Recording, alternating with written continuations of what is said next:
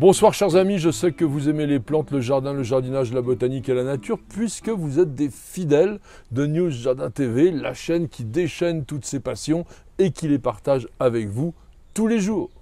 Encore une fois, nous vous recevons dans notre jardin, ce jardin qui est soigneusement entretenu, bichonné, décoré par ma petite femme Nicole, ma petite jardinière préférée, mais qui est aussi notre opératrice vidéo préférée, puisqu'elle réalise actuellement toutes les images de cette émission. Quant au principe de l'émission, vous le connaissez et il est bien particulier. Il consiste à ce que je réponde chaque soir à l'une de vos très nombreuses questions. Alors surtout, ne vous gênez pas pour en poser, qu'elles soient aussi diverses et variées que possible. C'est tout l'intérêt de cette rencontre journalière. Et c'est avec Nicole que nous sélectionnons ces questions et nous avons choisi pour ce soir celle de Mohamed Ali qui nous dit la chose suivante. Je reviens d'un séjour en Bretagne où il y avait plein d'arbustes très piquants, couverts de fleurs jaunes. Cherchant à faire une haie impénétrable, je me demande si cette plante que je ne connais pas par ailleurs pourrait faire l'affaire. Merci de me donner votre avis. Même si Mohamed ne nous a pas fait parvenir de photos, ce qui est quand même très important lorsque vous voulez identifier une plante, et ça, vous n'hésitez pas surtout à nous les envoyer par mail sur contact@newsjardintv.com, eh bien nous sommes quasiment sûrs quand même que l'arbuste qu'il décrit est un ajon. Parce que c'est une espèce spontanée en Bretagne et qui correspond bien à la description que nous en a fait notre internaute. Et je vous entends déjà me dire, les fidèles, que le naturaliste très prolifique Carl von Linné est sans doute le créateur du genre en 1753, et vous avez parfaitement raison, puisque notre savant suédois a nommé la plante Ulex. Et Linné a utilisé le mot latin qui, sans doute dans l'Antiquité, désignait déjà la plante, ou du moins un végétal apparenté. La nomenclature botanique internationale reconnaît aujourd'hui 39 taxons dans le genre Ulex, qui appartient à la famille des Fabacées, celle que l'on appelait les légumineuses dans le temps, dans laquelle il y a le pois, le haricot, énormément de plantes. Et les Ulex sont tous des arbustes épineux à feuillage persistant, originaires de l'ouest de l'Europe et d'Afrique du Nord. La plus grande diversité des espèces d'Ulex va se trouver dans la péninsule ibérique, c'est-à-dire en Espagne et au Portugal. Quant au nom ajon, il dérive de l'occitan ajo, qui veut dire haie, qui a été emprunté à l'ancien vieux francique aga, qui désignait une haie vive, ce que forme d'ailleurs naturellement l'ajon. Et cet arbuste est étroitement apparenté au genêt à balai, le Cytisus scoparius, parce que comme lui, il développe des tiges vertes qui portent de toutes petites feuilles qui lui permettent de bien s'adapter aux conditions écologiques sèches. En revanche, l'ajon diffère du genêt par son côté extrêmement épineux. Il faut savoir que les jeunes pousses sont souvent modifiées en épines de 1 à 4 cm de long et qui remplacent également en partie les feuilles en tant qu'organe photosynthétique actif, fonctionnel. Le côté dense et impénétrable de l'ajon lui ont valu des expressions populaires telles que être embarrassé comme un poisson au milieu des ajoncs, qui désigne une personne plutôt empotée, être difficile à accoster comme une brassée d'ajoncs, qui va désigner une personne peu aimable, assez bourrue. Chez les jeunes ajoncs, les feuilles sont trifoliolées, mais dès que la plante devient mature, ces feuilles sont réduites à des écailles qui sont disposées de façon alterne, ou comme je le disais tout à l'heure, à des petites épines. Toutes les espèces d'Ulex ont des fleurs jaunes, et en général, elles se succèdent pendant plusieurs mois. D'où l'intérêt de la plante. L'ajon commun, Ulex europaeus, fleurit très abondamment au printemps, et puis on va observer une remontée à partir de la fin d'été, et quelques fleurs pendant tout l'hiver. Quant à l'ajon occidental et à l'ajon nain, eux, ils fleurissent aussi à la fin d'été, mais à partir d'août-septembre. Et comme certains spécimens d'ajon sont quasiment en fleurs toute l'année, il y a un vieux dicton paysan qui dit la chose suivante: quand les ajoncs ne fleurissent plus, les baisers ne sont plus de mode. Et il ne faut surtout pas hésiter à sentir les fleurs qui exhalent un curieux parfum de noix de coco qui évolue un petit peu en cours de journée, mais aussi d'un individu à l'autre. Et la particularité de l'ajonc, c'est que les fleurs sont extrêmement nombreuses. Elles sont solitaires et elles sont surtout papillionacées, c'est-à-dire comme toutes celles de la famille des légumineuses, elles ressemblent aux fleurs de pois, caractérisées par ce que l'on appelle l'étendard, c'est-à-dire le pétale arrière qui est dressé. Ces fleurs qui mesurent de 1 à 2 cm de long sont extrêmement riches en nectar et elles constituent donc un véritable réservoir énergétique pour les insectes butineurs. On peut donc inscrire l'ajonc sur la liste des plantes mellifères intéressantes. Après la pollinisation, arrivent des fruits qui sont, comme chez toutes les légumineuses, des gousses.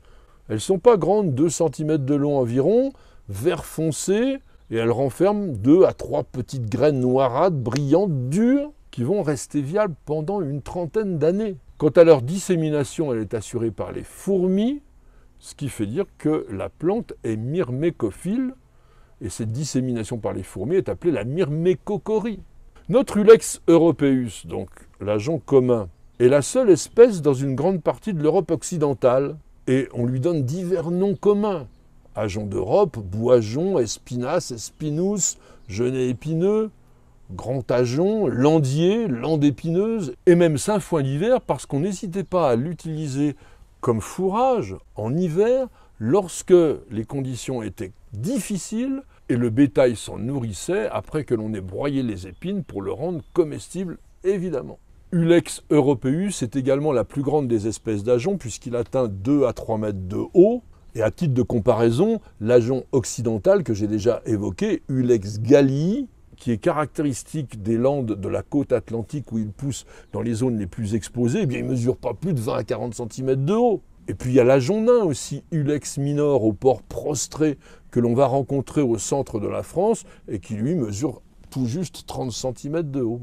Et en Bretagne du Sud, on va trouver aussi assez couramment un autre ajonc, l'ajonc de Bréogan, Ulex breogani, qui a été décrit et nommé seulement en 1991 par 2 botanistes espagnols, Santiago Castroviejo Bolívar et Enrique Valdés Bermejo.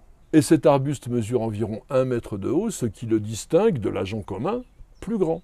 Notre ajonc est un pyrophyte, c'est-à-dire une plante qui a besoin du feu. Parce que si sa partie aérienne est hautement inflammable, on utilisait d'ailleurs jadis des fagots d'ajonc pour allumer les fours à pain traditionnels, eh bien les souches, lorsqu'elles ont été brûlées, laissent facilement repartir de nouvelles pousses. Et même ça bourgeonne sur les racines. Et puis sachez aussi que les gousses vont mieux libérer leurs graines lorsqu'elles sont soumises au feu.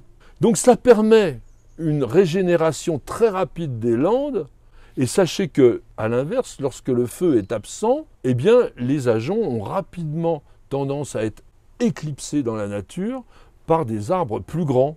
Et d'ailleurs, on va rencontrer les peuplements d'ajoncs les plus denses dans des zones qui sont soumises tous les 5 à 20 ans à des incendies naturels.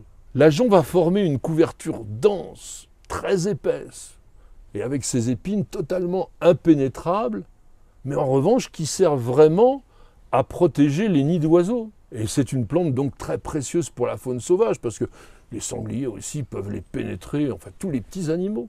Et on va rencontrer souvent des oiseaux un peu particuliers dans les peuplements d'ajoncs, par exemple la fauvette pitchou, le tarier pâtre ou le tarier des prés. Mais c'est pas tout. Les fleurs sont parfois mangées par les chenilles de la fausse épithécie, qui est un papillon nocturne, tandis que celles du papillon que l'on appelle le dos blanc testacé mange les feuilles, et il y en a d'autres qui se nourrissent exclusivement du bois sec des tiges mortes, notamment celle du papillon Batia lambdella. L'ajonc est un arbuste extrêmement rustique, il résiste sans problème à moins 20 degrés et il pousse idéalement au soleil. Il lui faut des sols pauvres, médiocres, acides, secs, sableux, voire même rocheux. Et on va le rencontrer là où d'autres espèces ne se développent pas. C'est une plante qui vit une trentaine d'années et que l'on utilise couramment pour la remise en état des terres incultes, je dirais. Sa capacité à fixer l'azote dans le sol comme toutes les autres légumineuses aidant d'autres plantes à s'établir par la suite, et notamment les pins. Sachez aussi que dans de nombreuses régions d'Amérique du Nord, notamment en Californie et dans l'Oregon, mais aussi au Chili, en Australie, en Nouvelle-Zélande, à Hawaï, et même dans les prairies de montagne du parc national de Horton Plains à Sri Lanka, eh bien l'ajonc commun, notre ajonc qui a été initialement introduit à des fins ornementales ou pour faire des haies, est devenu une espèce envahissante en raison de la dispersion très abondante de ses graines. Dans ces régions, on a développé une lutte biologique pour limiter l'expansion des ajoncs en utilisant des auxiliaires. Et par exemple, le tétranique des ajoncs, qui est un acarien qui consomme les feuilles, et puis le charançon des graines d'ajonc, dont la larve se nourrit des graines. Reste que l'ajonc est une plante vraiment intéressante dans les zones où il pousse facilement pour constituer des haies impénétrables comme le voulait notre internaute. Et sachez qu'un vote aussi sur Internet a permis à l'Institut culturel de Bretagne, qui est situé à Vannes, de décréter le 10 décembre 2016 que l'ajonc serait désormais l'emblème de la région. Merci à tous et à chacun de nous avoir suivis. J'espère que cette évocation d'une plante qui peut sembler assez rébarbative, mais aussi peut-être très intéressante selon les usages, vous aura intéressé. En tous les cas, il donne une couleur magnifique aux Landes de Bretagne. N'hésitez surtout pas à visiter cette merveilleuse région.